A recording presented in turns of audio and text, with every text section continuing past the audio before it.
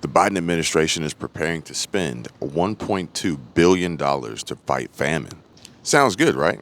Well, it is great if you're facing hunger, food insecurities, and food shortages in northern Africa. Meantime, the Biden administration vowing to send $1.2 billion to fight famine in northern Africa. But American farmers and American consumers are struggling with soaring costs. Some say we have our own concerns of a food crisis here at home as well. John Boyd Jr., president of the National Black Farmers Association, joins me now. Sir, great to have you on the program. Couldn't American farmers who are really struggling with inflation right now use that $1.2 billion? Meanwhile, American farmers and American consumers are struggling with soaring costs and our own concerns of food shortages here as well. Just recently, John Boyd Jr., a second-generation American farmer, spoke with Fox News on behalf of not just the National Black Farmers Association, but as an advocate for all American farmers and the American people. He discussed the dire situation that we are in, and this includes the possible railroad train worker union strike, the supply chain issues, the trucking industry nightmares that we are seeing all across the country, primarily in California, the possible fear of diesel shortages and higher diesel prices, inflation, possible hyperinflation, the looming threat of a recession, the Federal Reserve and Jerome Powell continuously raising interest rates, and Mitch McConnell thinking that everybody, all the Americans are lazy, flush with cash from stimulus checks, and they just don't want to go to work.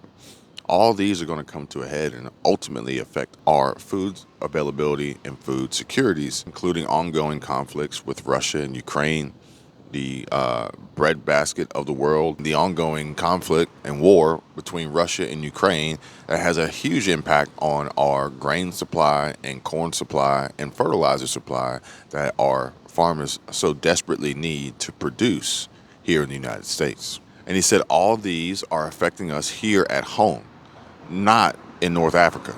He said we're losing farmers because the Biden administration refuses to take action. Many Americans are going to continue to see the high cost of food. John Boyd Jr. discussed the dire situation that we are currently in. And he said we have to do better in taking care of America's farmers and taking care of the American people first.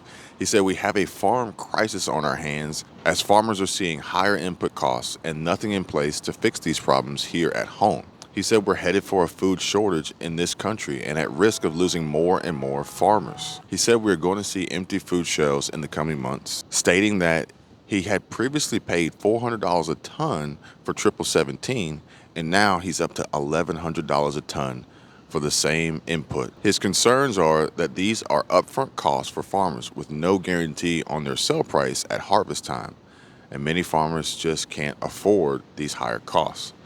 America's farmers need help right now.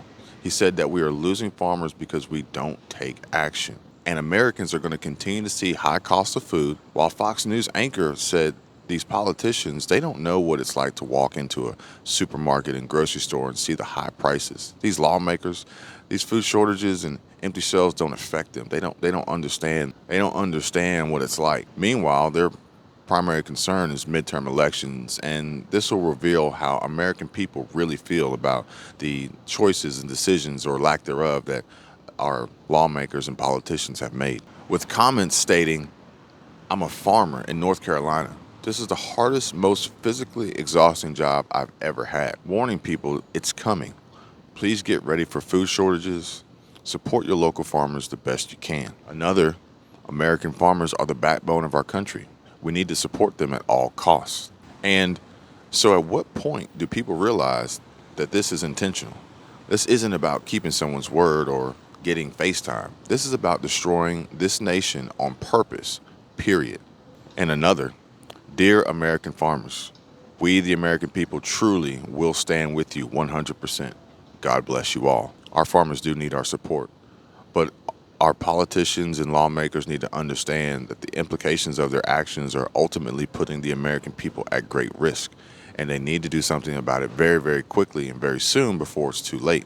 Time is running out, and we shouldn't be sending our money, our finances, our natural resources, our reserves, our stockpile, our defense and our weapons to other countries instead of focusing here at home and protecting the American people.